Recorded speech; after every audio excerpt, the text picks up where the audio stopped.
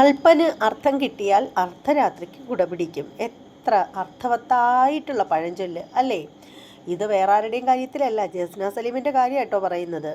അതായത് ആ ഒരു ലഹങ്കേര ഇഷ്യൂസ് വന്നപ്പോൾ നമ്മളെല്ലാവരും വീഡിയോ ചെയ്തിട്ടുണ്ടായിരുന്നു.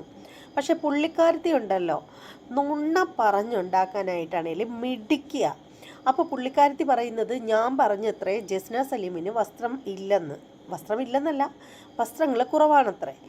ഇത് ഞാൻ പറഞ്ഞെന്നും പറഞ്ഞ് പുള്ളിക്കാരത്തിയുടെ മകൻ ചെന്ന് പറഞ്ഞു കൊടുത്തു.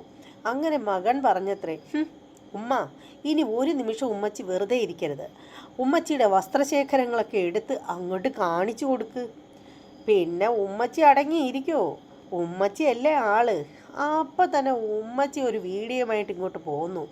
അലമാരി തട്ടിക്കൊടഞ്ഞ് കണ്ട കൂറകളെല്ലാം വാരി നിലത്തേക്കെറിഞ്ഞു.